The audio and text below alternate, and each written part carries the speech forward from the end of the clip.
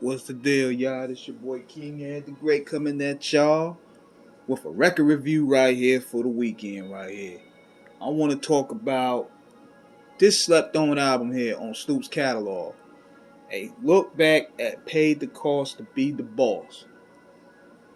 Now going back to 2002 when this album was coming out, I remember first of all I was a bit taken back. I was a bit taken back because Dre wasn't gonna be involved. I was like, hold up. He gonna do a whole album again without Dr. Dre? Do you realize what this means?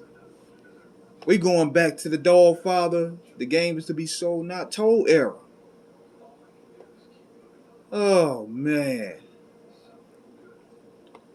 So then to top it off, Pharrell was gonna be doing executive producing. I said, wait, hold up. Really? This album gonna be on some commercial pop-ish, man. So then, come to find out, the first single drops, and I'm like, oh God. That From the Church to the Palace. Lyrically, Snoop was on point on there, but that beat was horrible. That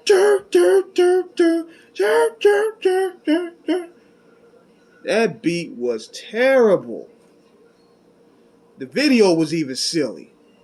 I was like, oh man, this is not gonna look good. But then I heard the second single, and this automatically made this an instant cop for me. Pimp Slap, where he went at Suge Knight and called him out by name. Snoop, for those who don't know, Snoop adopted the DJ Quick Flow on that joint there, and he went at Suge's neck, called the man out by name.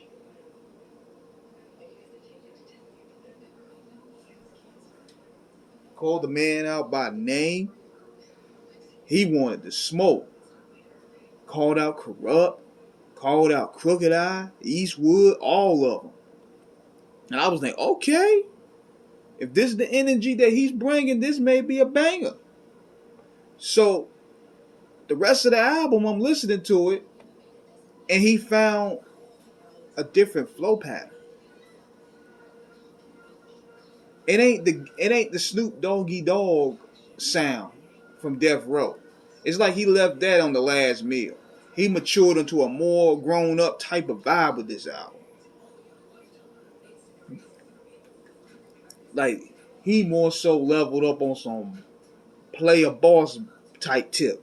Hence the concept paid the cost to be the boss. He had his commercial songs up there, which was pretty good, like Beautiful. Beautiful opened up a new lane for Snoop. This was the same dude that was saying bitches ain't shit and ain't no fun. He wanted to put out something light for the women to enjoy.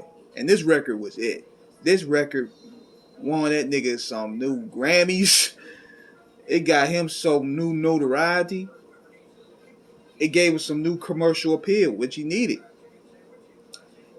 Then he had the smooth songs like Ballin', which had Lil Half Dead and Dramatics, which was smooth.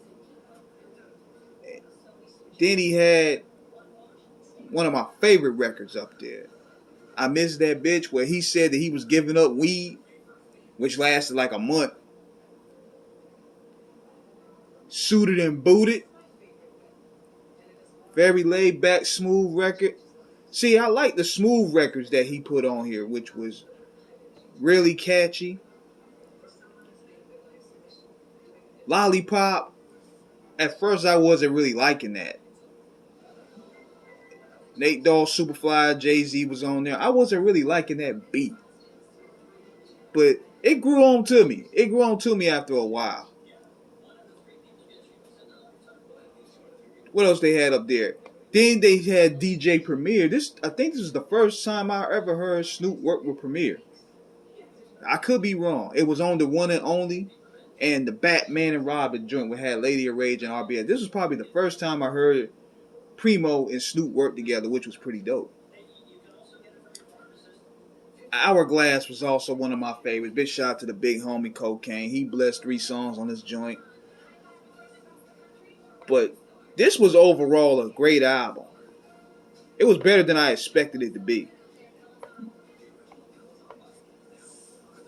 And Stoplight, oh man, Jelly Roll did his thing on that damn thing. Snoop straight floated on that track. But this album here, this is something else that people don't know.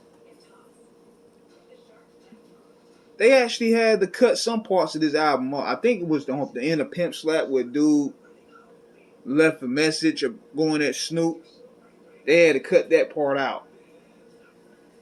I don't know if it was a lawsuit going on with that, or because the man that left the message on the album, he kind of felt a sort of way and didn't want his voice out there. But that was a crazy thing going on.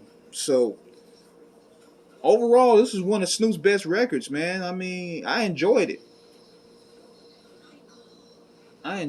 So check it out. Let me know what you guys think. Hop.